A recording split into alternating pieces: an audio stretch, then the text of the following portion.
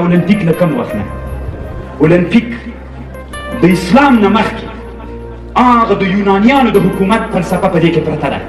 او دا د دې دپاره راوړل سوي چې مسلمانان د لوبو له لحاظه غلامان وګرځي نه دي غلامان ګرځولي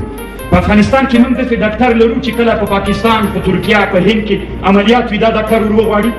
جواب راکوئ ځوانانو دغې خبره موږ په ټول افغانستان کې داسې ډاکټر لرو چې په هند پاکستان په ترکیه او ازبکستان کې یو عملیات وي جراحي عملیات وي او دی ور وغواړي چې راسه ته موږ سره کومک کړې جواب راکوئ شته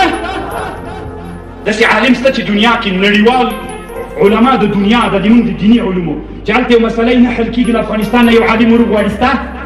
شته زړور یې وایئ نه شته ها انجینري کې شته اما په لوبو کې شته شته که نه په ټوله دنیا کې شته نن په لوبو کې قهرمانان لرو ولې په علم کې نه لرو او ټول ځوانان مولایان شیخان ټول بس په دې متاثر دي عله بیا ده تاسې دا واورئ دا د اولمپیک نښه دا 15 دانې کړۍ یو په بل کې چې باندې دي دا د وحدة الادیان مفکوره د علماو یو کتاب ده لعب بکرة القدم خیر د علماو دا کتاب که دغسې نسئ پیدا کوئ انټرنیټ کې وګورئ لعب بکرة القدم ټوله فلسفه د دې لوبو هلته پرته ده موږ د لوبو مخالف نه یو موږ خپلې لوبې درلودلې د عزت او د شجاعت لوبې ولې هغه ورکې شولې ولې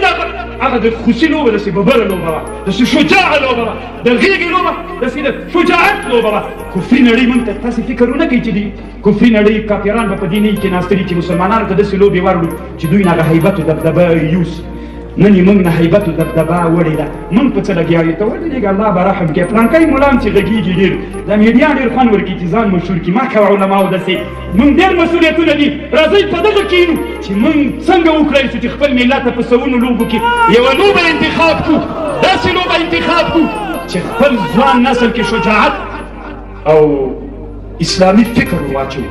فروسیت دغه چې د اسلام یوه سنت لوب نن په بوزکشي مشهوره ده راځئ نوم یې بدل کړو الفروسیت فی الاسلام په بخاري کې څه وایي من مسجد بني زريق الى الحیفا ومن ثنیة الوداع الى مسجد الفلاني هغه لوبه نن د چا په ذهن کې نشته ده ځکه هم شجاعت نن ځوانانو کې نشته ده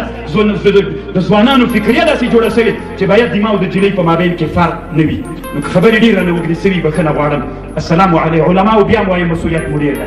قسم د الله ډېر غیرتي ذات ده هغه مو وږي نه پرېږدي علماء ودير مسؤوليات وده السلام عليكم ورحمة الله وبركاته